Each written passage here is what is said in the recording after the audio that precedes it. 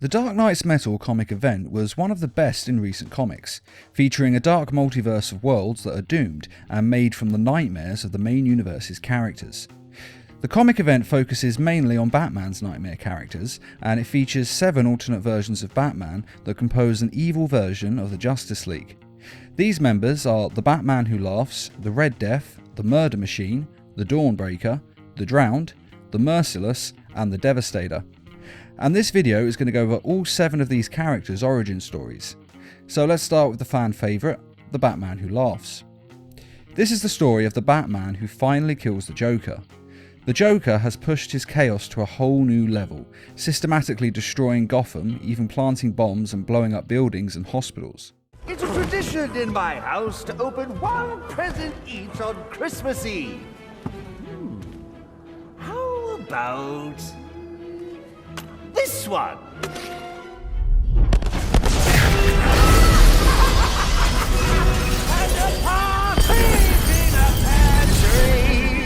He goes way too far, and the final straw is him taunting Batman, who is paralysed thanks to the drugs the Joker has given him, and he then taunts him by shooting a kid's parents as they are coming home from the theatre.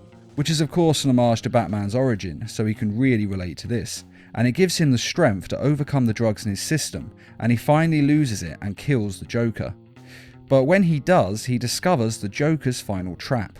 It turns out a Joker nanotoxin was in the Joker's body, harmless in his cells until he died, at which point it was released, just enough to infect one person in close proximity, which Batman was. Now this nanotoxin is like an incredibly strong strain of the Joker toxin, and it rewrites his mind, making him into the Joker, which was kind of the plot to the game Batman Arkham Knight. Look at me! I'm amazing! And this body! I can't believe how strong it is! But this toxin has no cure or treatment, and has been at work on Batman for nearly a week when he invites the core members of the Bat family over, namely Nightwing, Red Hood, Batgirl and Red Robin. But not his son Damian Wayne. And Batman explains his situation to them, and as they are discussing ways that they can help him, he tells them that they don't understand. And then he pulls out 2 machine guns and kills them all, as the nanotoxin has already changed him. And he kills them first because they'd be the first to notice he was different, and he didn't want them to stop him or to warn any of the other heroes. And after he's finished them off, he goes on a killing spree, killing all of the Justice League members, in part using weapons that they'd confiscated from the villains over the years. He turns his son, Damian Wayne, into a sort of Joker Robin pet, most likely using a similar nanotoxin to the one that transformed him. And the other Robins that he keeps on chains aren't actually the Robins we know, namely Jason Todd, Dick Grayson and Tim Drake. As I said, those 3 are dead. The Robins that he keeps on chains are children that the Joker has tortured. He tortures them by killing their parents in front of them, and then exposing them to his newest version of the Joker toxin, which of course sends them pretty insane.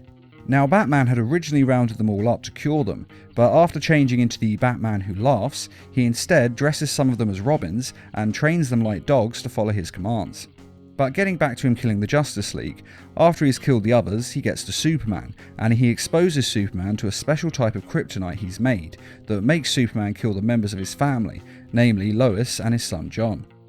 Batman then destroys the rest of his world, killing everyone except for him and his Robins, causing so much chaos and destruction that he's recruited by Barbatos to lead his army, and he is sent out to recruit others to join him as well, such as the Red Death.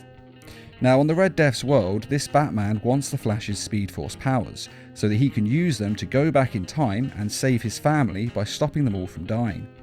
The Flash refuses to give Batman his Speed Force powers, and presumably refuses to go back in time on Batman's behalf as well, as the Flash knows how dangerous it is to toy with time thanks to the Flashpoint paradox, where the Flash did change time and screwed up the whole universe. Break the sound barrier and there's a sonic boom. You broke the time barrier, Flash. Time boom. And since the Flash won't give him the power, Batman tries to take the Flash's powers by force, and the 2 of them end up fighting one another. The Flash is kind of winning, even though Batman has stolen all of the Rogue's weapons to fight him with, including Captain Cold's cold gun. But because this isn't working, Batman decides to instead use one of his own weapons. But unfortunately, the Flash is still able to take it out. And then the Flash tries to reason with Batman, and Batman pretends to go along with it in order to trick the Flash into getting in close, so that Batman can inject the Flash with a cryogenic liquid, the liquid that Mr. Freeze uses to keep his wife in cryostasis. And this liquid manages to freeze the Flash's leg completely, meaning he is unable to move. Now, it's only going to take 3 seconds for the Flash's healing powers to counteract the chemical, but that's all Batman needs to knock the Flash out. And when the Flash wakes up, he's strapped to a modified version of the Batmobile that was in part based on the Flash's cosmic treadmill, basically using the Flash as a power source. And Batman uses this, combined with the Flash being strapped to it, to enter the Speed Force. Now, the Speed Force won't give Batman the Flash's powers, but it does merge both Batman and the Flash into one body, creating the Red Death. The Red Death then leaves the Speed Force and comes back to his world, and uses his power on Gotham City to end crime, by killing pretty much all of Batman's rogues gallery. He then decides to use his powers to end crime not just in Gotham City, but in the entire world. But unfortunately, before he's able to do this, that world starts to break apart, and the Batman who laughs appears before him and explains that they're in the dark multiverse, and that their worlds don't last, they just break apart. But he offers the Red Death a place on his team, so that he can come with him and actually go to a world that won't break apart. And the Red Death of course agrees. The Murder Machine. On the Murder Machine's world, the supervillains get into the Batcave and torture Alfred to find out where Batman is. And in their torture, they end up getting carried away and killing Alfred. Needless to say, this pretty much destroys Batman, as Alfred is basically his father and the closest family the Batman has.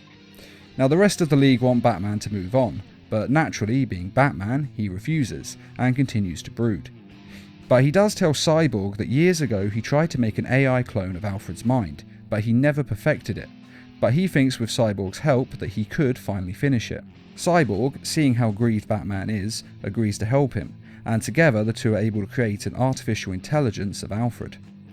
However, the programming on the AI is wrong, and Alfred's protection protocols are way too over the top, and he ends up killing all of Batman's supervillain enemies, as he can manifest himself into dozens of hard-light holograms, and he spreads throughout Gotham City's technology like a virus, creating more and more duplicates of himself, and killing all of Batman's enemies. And then after finishing off all the supervillains, Alfred then heads back to the Batcave to help Batman, because he's decided that Batman's flesh is weak and aging, and it isn't strong enough to keep him safe. So he takes Batman's body and transforms it into steel, which is of course stronger, and by Alfred's logic can keep him safer. And this upgrade turns Batman into a machine, much like Cyborg, only without any fleshy parts at all. And Alfred also removes most of his emotions, like fear and sadness. Again, this is done in order to protect him, as he was both sad and scared when Alfred was turning him into a machine. However, now that he's finished and has been transformed into the Murder Machine, he's actually quite happy with how he is. And when Cyborg goes and gathers the rest of the Justice League to take him down, the Murder Machine that is now Bruce Wayne takes them all out one by one, saving Cyborg for last. And then after he has taken them all out, again the Batman who laughs appears before him, and he is recruited to join the other evil Batmen. The Dawnbreaker. When Bruce Wayne's parents were killed in front of his eyes, he felt nothing. This isn't to say that he wasn't sad, it's just that he was so overwhelmed by the shock of seeing his parents gunned down in front of him that all of his emotions got pushed down, and all he felt was the need for vengeance. And at this same moment, a Green Lantern ring was flying nearby, and it felt his lack of fear and chose him to join the Green Lanterns. Bruce Wayne then used this ring to get revenge on Joe Chill, the man who killed his parents. Now at first the ring refuses to kill, as the Green Lantern Corps members aren't allowed to use lethal force, at least at this point in time. But so strong is Bruce Wayne's willpower that he's able to override this function of the ring, and he kills Joe Chill. He then goes on to become the Green Lantern of Gotham and kills a lot of Batman's rogues gallery, until eventually the Green Lantern Corps turns up to stop him, as the Green Lanterns are not permitted to kill and they want the ring back. Unfortunately for them, they have underestimated Batman, who has managed to use the ring to physically manifest his inner demons, in what he calls the Blackout. And these demons then destroy the Lantern Corps, and after he is victorious, he decides that he no longer wants to be the Green Lantern or Bruce Wayne, and instead he becomes Batman, the Dawnbreaker. And then he too is recruited by the Batman who laughs. The Drowned. The Drowned is the only female member of the team, and her name is Bryce Wayne.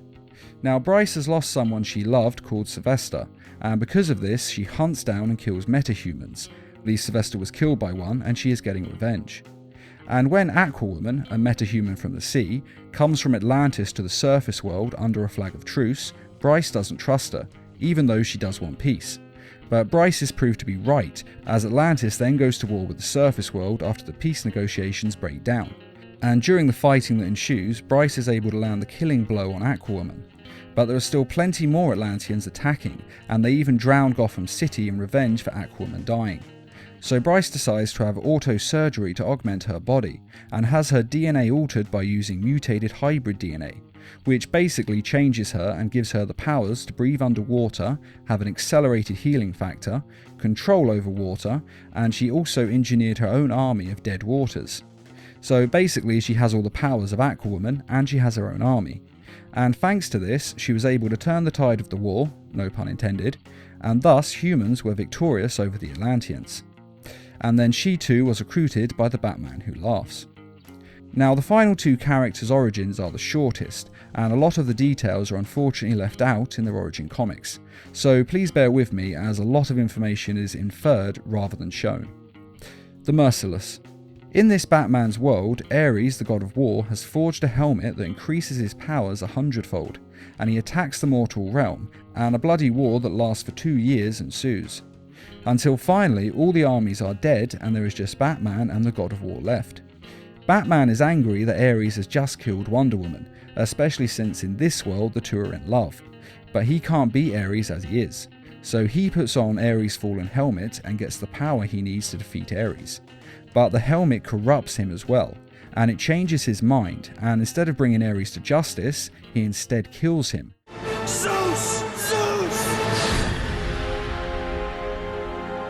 And then when Wonder Woman comes to, as it turns out Ares hadn't actually killed her, he had just stunned her, and she tries to remove the helmet because she sees what it's doing to him, Batman then kills Wonder Woman as well, as he wants to keep the power, because he thinks he can improve the world as a just god of war, and doesn't see how the helmet is changing him.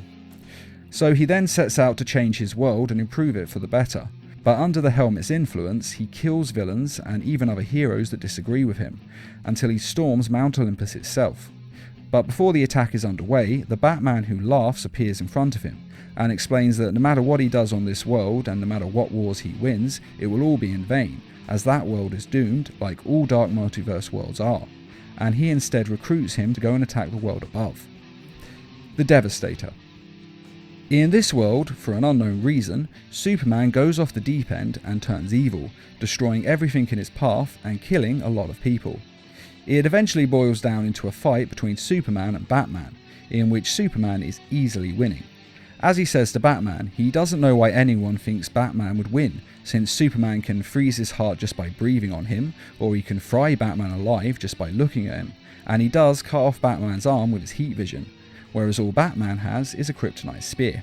And so Batman responds by enacting his final failsafe, the Doomsday Virus, which is exactly what it sounds like, a virus engineered by Batman that turns people into the unstoppable powerful creature Doomsday.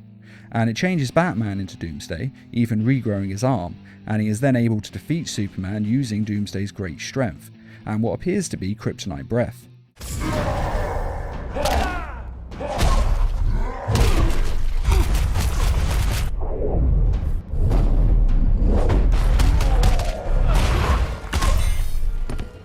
And after he has beaten Superman, Batman then laments that he could have saved everyone with the Doomsday Virus, but he used it too late.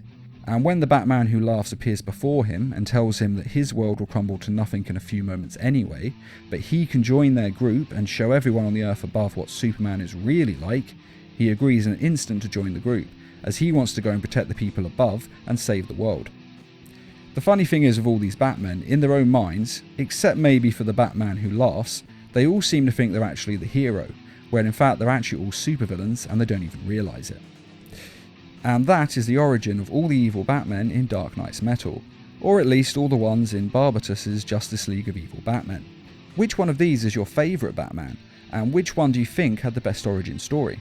Be sure to let us know in the comments, and I'd just like to say a quick thank you to those who made this video possible by donating to the Needle Mouse Productions page on Patreon. Patreon is a crowdfunding site that is helping us to bring you more videos each week and to raise funds for adapting comic book stories into short animated films. If you're interested in donating or just want to find out more, a link is in this video's description. And as always, thanks for watching, and feel free to subscribe, share, like, and comment.